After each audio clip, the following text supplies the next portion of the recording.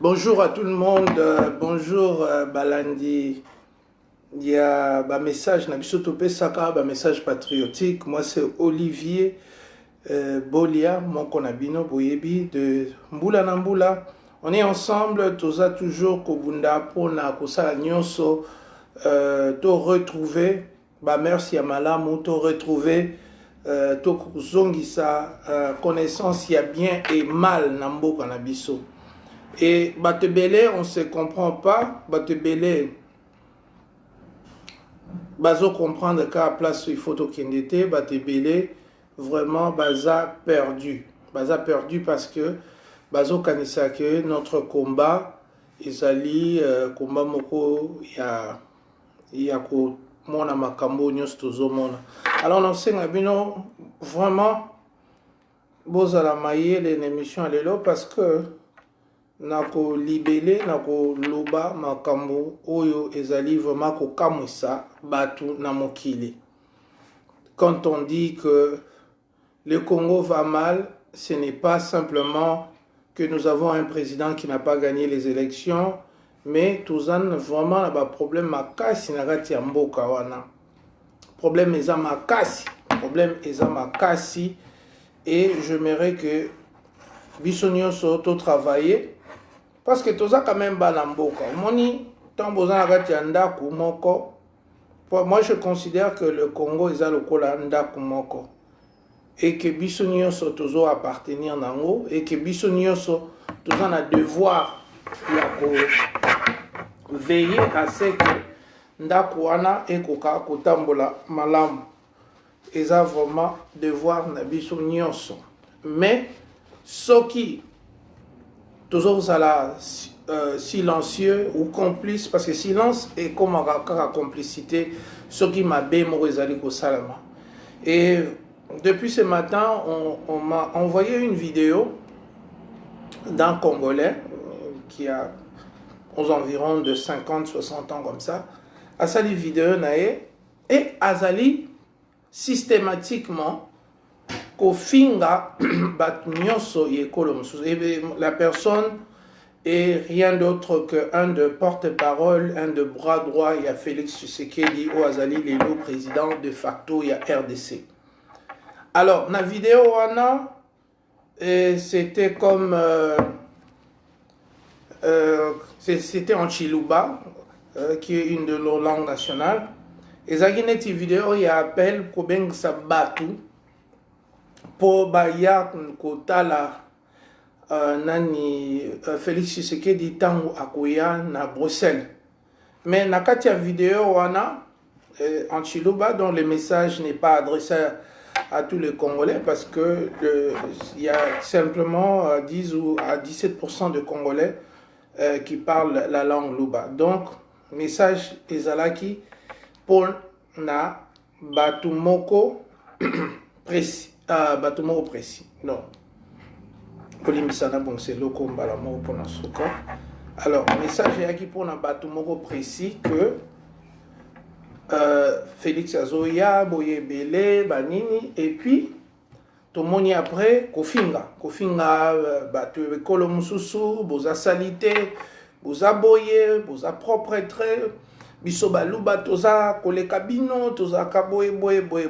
Et même j'ai eu la dernière personne qui m'a appelé, Azamem Luba, Olivier, autant les vidéos, on a vu, oui, depuis le matin, les gens ne cessent de m'envoyer.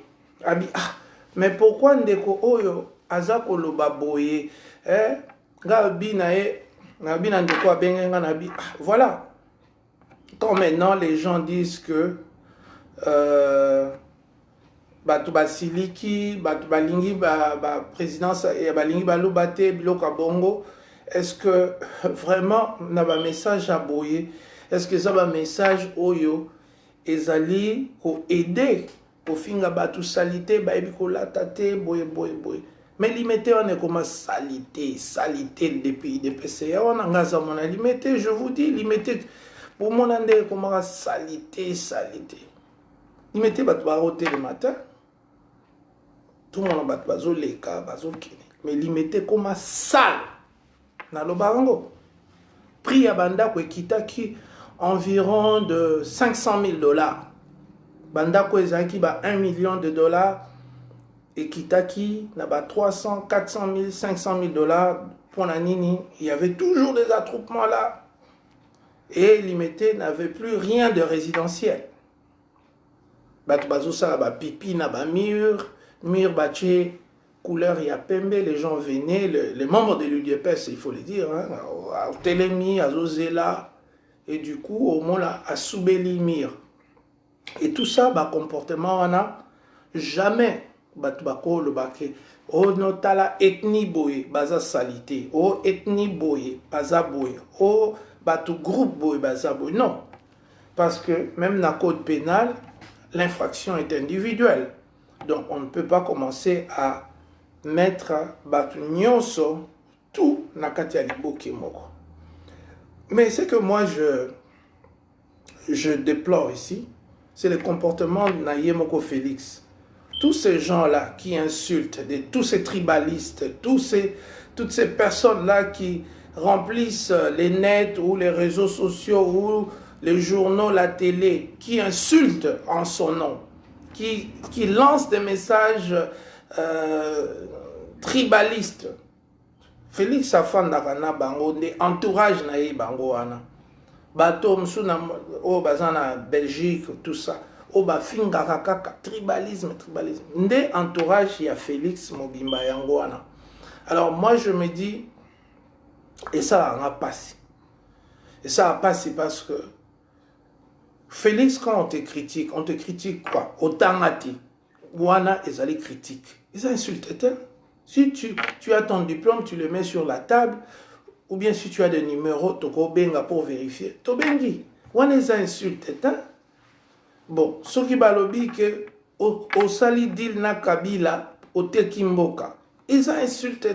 C'est une réalité. Même les membres de l'UDPS, notamment Jean Kabound et Augustin Kabouya, en parlent. Ils ont parlé du fait que au Kutanagi na Kabila pour appeler ça au pouvoir. Alors, tout ça se limiter na gestion. Ndenge ça na ba politique nyon sur un monde. Président a géré, batumbazo tout na ba question comment a géré. On les a insultés. C'est ça, Batmoussous Bayaka. Et non, Bozo Finga. Mais quand vous demandez de compte à quelqu'un qui gère, n'habitez na mboka ni les insultes, sauf na milieu Oana. Mais ce qui est vraiment triste, chers amis, est que vraiment tout le monde a qu'on soit parole, qu'on soit micro et qu'on commence. Il y a qu'au finga systématiquement battre les colomsusu banini. Et ça triste. Les Kasaï, ce n'est pas la province la plus propre. Pourquoi Kokene na makam na ban niveau wana? Il n'y a rien, il n'y a même pas d'infrastructure. La pauvreté, c'est comme partout. Bisoni so tolobaka tozo bundaka ke tumba moko to tombo la Congo nyonso. Mais quand vous faites des vidéos en Chilouba pour insulter hôtel, ils sont sales. Ah, bande konangai. Congo Kita.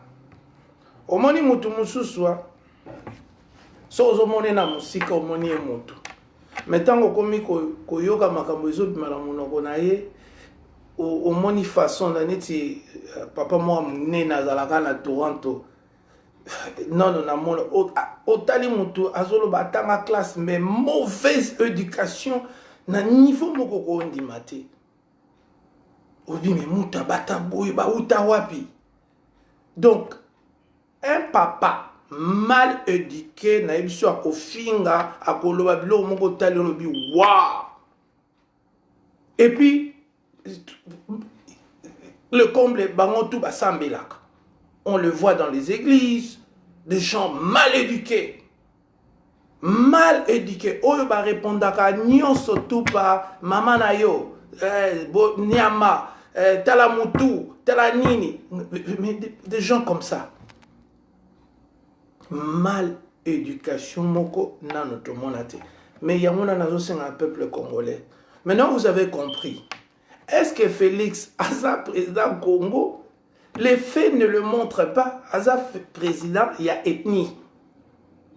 Ce que moni tozo télémé parce que azali président il y a ethnie, aza président il y a batunaye, bango moko batunaye bazoloba que non azali président na bango il y a ethnie na bango.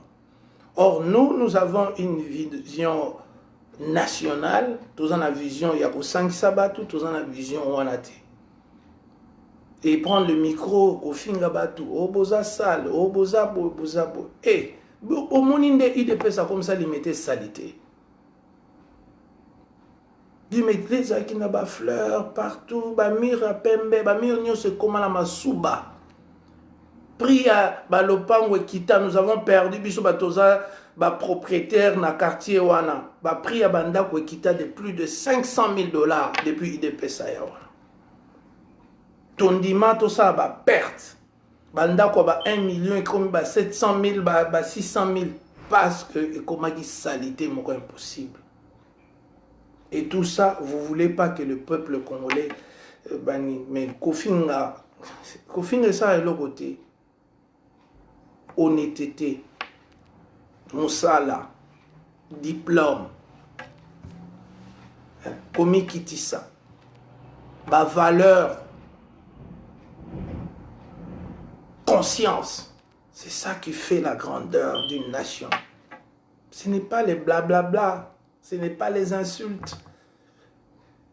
Nous insultons jamais, nous amenons des critiques objectives et constructives. Et pour Kolaksana Batou que il faut tokoma ba lumière, toko tika la ténébreté, toko zakate ba peuple moko boye, ba zonga sima, ba sala boye. Non, il faut tout fungola masolo, il faut tout téléma, il faut tout changer. Mais Félix a pratiquement divisé le pays. Pays comme tribal. Et puis, non seulement à tribaliser Mboka, à jusqu'au bololé. C'est comme l'hégémonie. Oui, voilà. L'hégémonie, il y a médiocrité. Donc, au lieu de gratuité, éducation et simbité, donc, comme il y a gratuité et médiocrité. Donc, il suffit simplement d'ouvrir sa télé ou son téléphone pour se rendre compte. Il y a bombardement, il y a médiocrité ou toujours au subir de part et d'autre n'a pas proche à Félix. Mais Dieu est là. Azomon a misala mabe wana nyos, ben insulte wana nyos et kozonga. Est-ce que Moutabon a gagné l'élection? Quelqu'un qui a un message tribal. Bino moko bo sa rappel bato bo sa ba débat ngo. Moto a battu les armes, comme ça, tribu. Moto a gagné l'élection nationale. Voilà. Parfois même, vos agissements prouvent que vous n'avez pas gagné les élections. Parce que vous n'êtes pas calme. Vous êtes calme, hein? Vous offrez ba Congolais, kofinga, bokaka tribi, bisoto leki, boleki na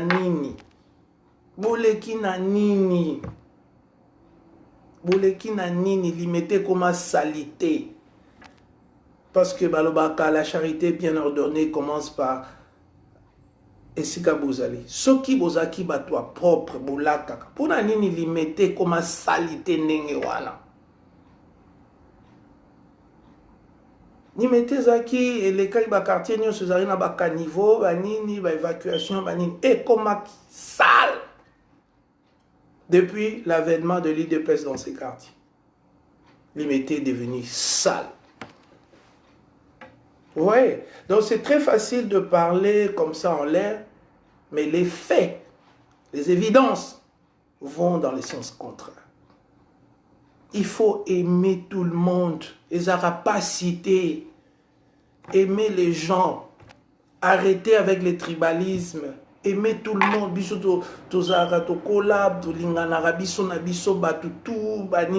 Même si les autres bongo. On est de gens ouverts. Pas de pecno. Il faut vraiment tokola tobima na makambo wana bosenzi wana tozomona na télévision na radio partout ekomi kosala pasi tokomi vraiment la difficulté à comprendre pourquoi des gens sont si mal élevés comme ça. C'est étonnant. Et je vois même mon frère Ngoï Kassanji, l'ex-gouverneur Ayakasa et Alobi,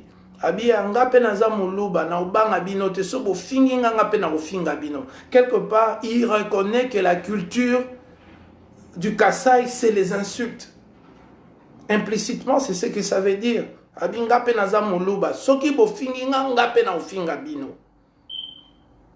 C'est pas moi, c'est Ngoï Kassanji qui reconnaît implicitement que la culture de l'insulte, la culture de la calomnie, du mensonge, des caricatures,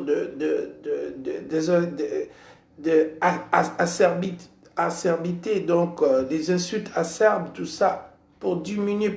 Ça, c'est vraiment la culture.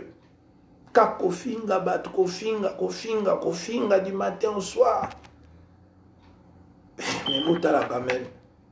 Et batangonde, ba camarade, batu ya misala, banani ya président. Na mon bout tout le monde a ba insulté na même Joseph Kabila, tout le monde a ngote. Na ndeko Laurent Désiré, tout le monde a été. Joseph Kabila, ça vous n'en parlons pas. C'est la toute première fois que nous sommes en tant que peuple exposés na batu oyo bayebi kolinga batu mosusu te. Ça c'est grave comme culture. C'est grave vraiment, chers amis, c'est grave. Et biloko nyonso auquel nous sommes exposés pendant toutes ces années, c'est vraiment, voilà, c'est aucun ça. Bosenzi à niveau oyo. Et il y a même certains là qui écoutent, qui partagent. Et pas na bango, lokolango ikasanji alobi. Et pas nabiso baluba kofinga ezan façon de vivre. Photo finga naka, to finga naka. Alors, ce beau finginga ngapena kofinga bino. Comment ban peuple mobimba bazali ok et dérangera bangote tribalisme et dérangera bangote kofinga et dérangera bangote que ozolo babilo mususu et ba Congo bazalaka et ba ngala et bani. Je ne vois pas les gens parler comme ça. Sauf quand je regarde les vidéos des membres de l'UDPS, babilo kola oh bangala babino ba congolais boza salité. Ah ndeko. Propriété banana go sukola nzoto. Bokanti so relati costume relati so ndeni no sukolité. Est-ce que vraiment ezali important de citer tout un peuple pour faire plaisir à un gars qui n'a même pas de diplôme d'État? Nga bo finga mutute pour na Félix, jamais, jamais de la vie. Azo mérité même pas que ngana ke no finga mutu parce que na rozwani. Mais au finga batebe colonion so sisi. Oh bozalaka boye, bozalaka propre. Tozwa likasi, tochango na kana nga place na kana nini za propre. Tozwa kolwezi, to comparant on a Mbujima, qu'est-ce qui est plus propre? Non, arrêtez les débats. Et Félix aime ça. C'est comme ça parce que intellectuellement, il est incapable de reprouver que le kuta du matin au soir. Et il faut tout le monde tribalisme, biso baluba. Non, baluba baza ba frère na biso. Baluba nde oya IDPS nde bozamite mamabe. Kofinga ka batu kaka ebekolo. Non. Kaka bino baluba musuba la bango bien. Baluba musuba la bango bien. Oya politique wana, oya politique ya IDPS nde insulte facile. Baza comment ok na lokuta na kofinga na ba défendre ba idée moko ya lokuta. Ozo, excusez. Donc tout ça bazo font la mise.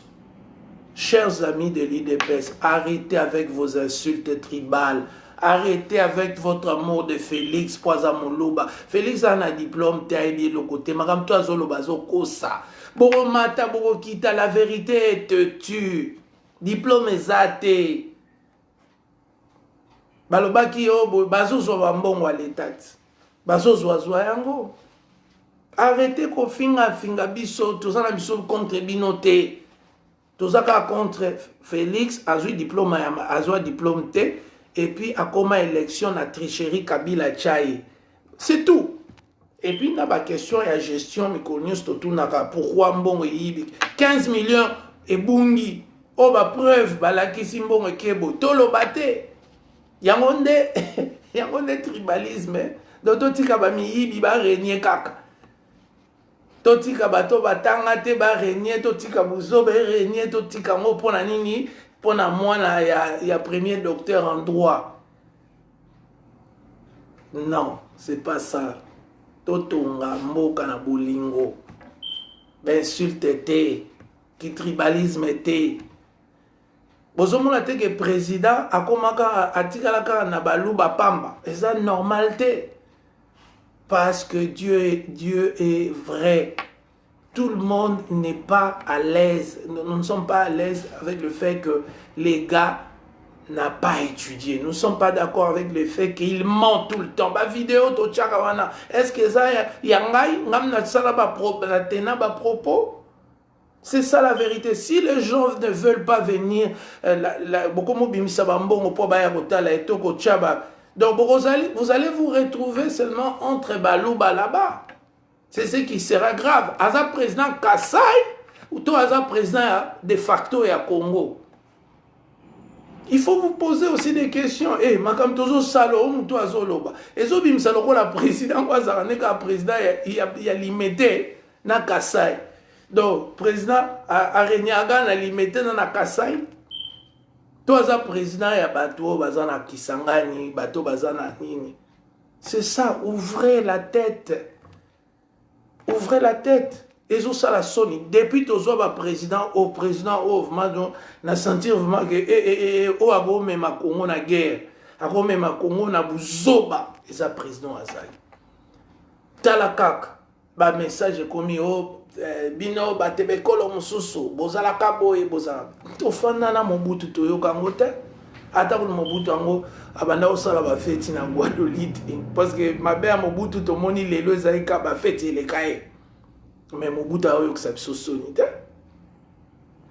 Laurent Désiré Kabila zaika na problème à basi mazo ko sabiso sonite Kabila zaine wande mais pendant 18 ans, Toyo Kate Azou Batunae Baye, Biso ba Rwandais, ba Rubewa, ba Nani, ba Molendo Sakombi, ba Kamere jamais Baya, oh Biso ba Rwandais, Biso toza danger.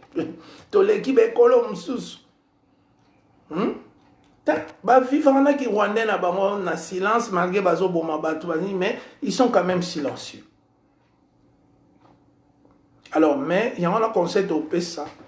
Abandé quoi IDPS, beau fond la mission. C'est que bon monique ridicule est commis vraiment. Pardon. Bon commis vraiment un ridicule moko impossible. Président yé bozo benga bato na chiloba. Donc mon Congo koyate, mon Swahili koyate, mon Ngala koyate parce que les président balou bandayi. Au moins le Congo, au moins le pouvoir, hein. Qu'on fanda, n'alimenter ton à Bruxelles, qu'on gagne, non, état de droit, ton ligne changement. Si vous au commis qu'on est si quand, si vous la ça là c'est un changement, ça là la qui ça changement, la ça qui m'a comme bon wani, la ça qui ma mentalité, tozong ici qu'on vraiment à l'âge des villageois. Que moutaye net na vidéo bo allez bino ba nani bangala ba swahili bozaboye mais vous voyez pas que c'est un recul que nous sommes en train de faire attaque ou toza fanatique ango et puis président tozo tout est la tolo président azali naye nommé par Kabila Donc ozo tout la tolo na neti mwana musala ya riche moko yozo tout la etolo azaka mwana musala ata aza mwana musala akumbaka Rolls na mwana musala akumbaka Peugeot bazaka bana misala.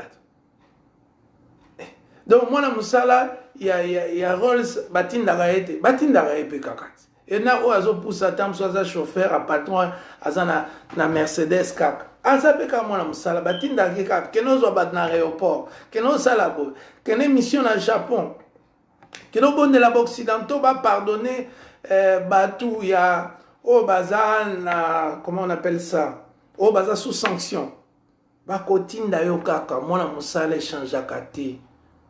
C'est pourquoi ne perdez pas votre temps à insulter les Congolais.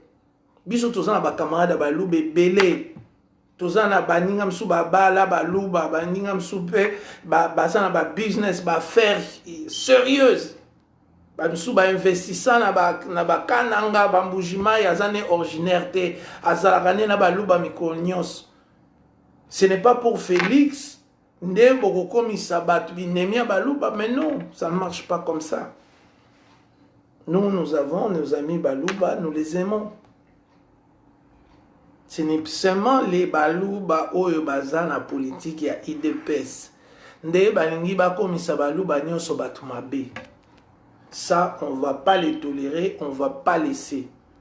Et nous demandons à nos frères du Kassai, bo kondanaka ba message mususu et sopaka pe ke tongo mutazo sa ba message tribal bino bo fandinye. Misuku va partager rango. Oh, nanitelo, lobi kitoko. Mais quand tu regardes le contenu, tu dis, mon Dieu, ça c'est un message tribal. Mais, et des réseaux dérangés au thé. Mais, Batmoussou Bazala, afin de dire, oh, poto-racisme, oh, racisme, ça n'a poto. Mais, yo, si, tribalisme, ça peut former racisme. Quand tu oses défendre Bouzoba, au kaka point montaza montekolo na ozaka ndenge moko na nazi yozo kanseya différent oza ndenge moko na ba Afrique du Sud ba xénophobiste wana bozaka ndenge moko peut-être ozoyeba te peut-être nzamba tininga loba makambo po kindoki wana elongwa na kati na yo attaquer les idées. Si on t'a commis l'eau attaqué, non, je ne suis pas d'accord, point. Mais, Bino Bayaka, regarde, même quand tu relis certains commentaires que je vois là, je vois certaines personnes m'appeler Mouyaka, Moutoumoussou, Asalo Balangayo, Moutabandundu, et ce sont des gens de la même province ou de mêmes origines. Ils ont passé, ils ont sopa. Toujours le bambula na mbula botika parce que yo lobi o balingaka yo te. Mais est-ce que mitunaka soki ozali aimable? C'est très important la vie. Hein? Oh nga balingaka te. Mais est-ce que oza aimable? Est-ce que c'est sarabato? Est-ce que komisara baninga? Est-ce que ozalaka bien na baninga? Est-ce que linga baninga ba sepela pe? Est-ce que tiara baninga pe na place na bango? Non. Mitala nanu yo moko. Soki yo l'équipe sont propre. Bravo. Yo bimisa garde-robe non ngana bimisa tout ana leki na bilambe. Ozomona bilom seza oloba. Ozoloba.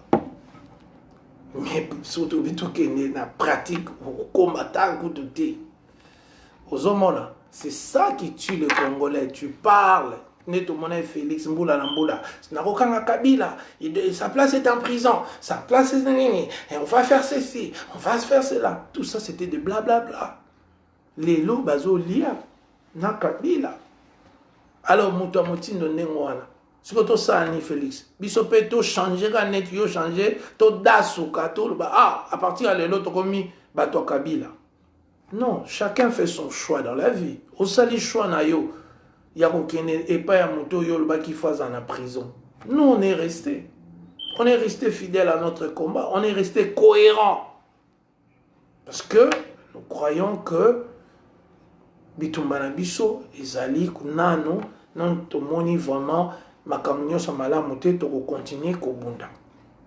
Mais yo soko moni ke kolia ekomi toza nanu 8h atongo yo lobi déjà balambelo fufu nanta baolia déjà. Mange. Mais non, on est patient. On ne va pas manger le matin. Nous, on déjeune encore. On va attendre le bon moment pour dîner ou souper. Donc, tout ça précédé, tout ça contre Baloubate, tout ça contre l'agissement. Il y a Félix Tshisekedi, Tshilombo. Il faut les Kamwana, Bandekobo comprendre. On est contre Félix avec Banini Naya Sali. Donc, Nenge Balihibi, supposé 15 millions na caméra. Donc tout bête peka maboko. Tout landa bino na Bruxelles. Ah Félix, mais bolingi Congo est changé. On va changer quand nous applaudissons les gens qui font du mal. To bon sambo ba ondenge nini mutasali mabe bolingi to betele maboko. Mutabe bisi bolingi to beta maboko. Et si on a autobéti ma beau côté, tout ça salité, tout ça, mais mon Dieu, mon Dieu, mon Dieu, mon Dieu. Voilà, c'est un peu ça, chers amis, tout ce que je peux dire, que nous avons un devoir patriotique, un devoir de morale aussi. Nous devons continuer à nous battre pour que la RDC redevienne un pays d'amour où le peuple les Congolais s'aiment. Donc on ne peut pas être une nation où les amis du président de la République sont des tribalistes. Vous comprendre. C'est très grave, hein, parce que pour certains,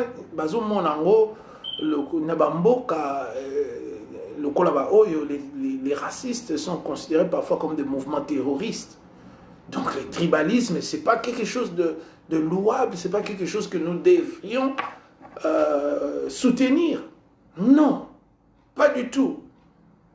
Au contraire, ils ont un devoir, il y a qui batu que to zali batu, to lingi batu yandengonate. Ba bras droit, ba o bazana président de la République, ba fingara batu, oh mungala wana. Et le ronini yango soki mutalobi likambo, il faut toujours originer. Oh, asa mungala mokoboe. Asa Congo. Et ces discours, ce sont les amis de Félix qui tiennent ça. Tozana Mobutu, Tozana Laurent Désiré, na Joseph Kabila. Tout le monde n'a jamais Joseph Kabila qu'on dit qu'il est rwandais. Tout le monde n'a jamais Robert Roy, Kamere et les autres là, tous les Rwandais, les Molènes de Sakombi, Baye, Balobi, oh non, biso ba Rwandais. Non. Donc c'est très important de vraiment koye bailo tolingi. So tolingi mboka na biso totika ba pratique wana. Kofinga bato bino bekolo mususu boza salité, boza boye.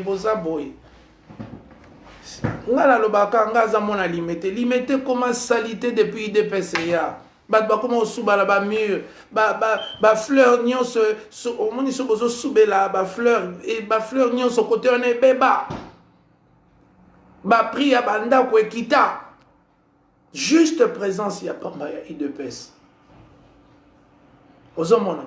Est-ce que biso tozo discuter que banda ko na biso zaki na ba valeur ba 1 million ekita? Non, on a subi pendant toutes ces années. Et il y avait même des gens qui ne voulaient pas louer ces villas limitées par crainte de troubles.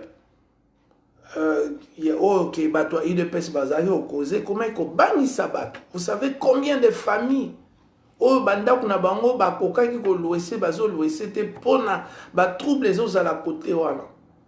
et tout ça, en retour, qu'est-ce qu'on nous dit? Oh non, binonde, boza salité, bien, mais mon Dieu. Hein? Félix, yona ba tribaliste na yo wana, bobo luka mayele mususu. Congo est un pays tribaliste, te Mobutu alongo la Congo. Congo est un biso de vivaka, les logos qui na bandundu, commence la commerce à foufou, aux anon mutabandundu te. Congo est allé au cœur na matadi ko bimsa biloko na yo. Bamas nani petit cousin ngai moko Lambert aza asalaka na ye na Lubumbashi. Congo eza ndenge wana. Congo eza ya batribaliste te. Batribaliste bazaka minoritaire. Yango wana ezolakisa ke o gagner élection te parce que une minorité ne peut pas gagner une élection. Donc soki bapesi eloko na mesa na Kabila olia respecter biso tolingi to vivre biso nyonso.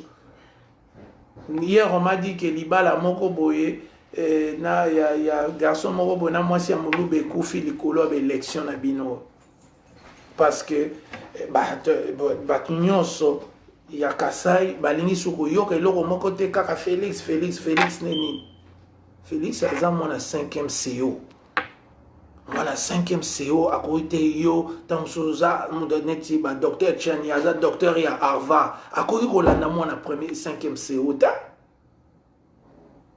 ozo comprendre akoki kolanda te aza niveau na été bato lobebela mayele nani professeur Julien Chakoudia bon moni azola na mwana 5e CO non bino bato bozolanda parce que bino boza ba fanatique bozo comprendre te bozo ça qui fanatique et ça match à football c'est un pays, c'est l'avenir d'un pays qui est un problème botika makamwana tribalisme.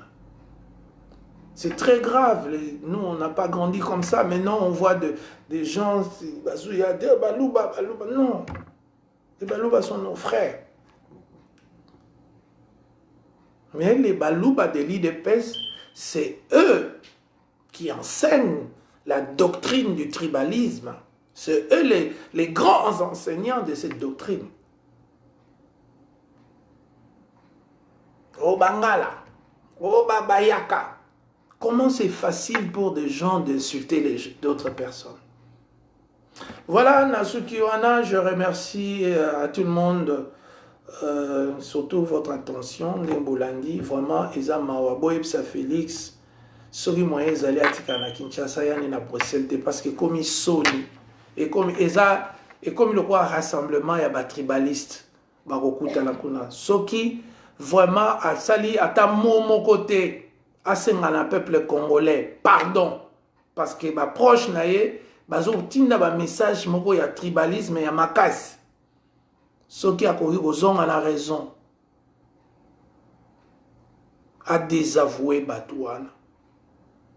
Là, on va continuer avec notre débat politique et tokotika domaine au bisoto maîtrise raté parce que bisoto za ba tribaliste to éviter ndenge ezalaka.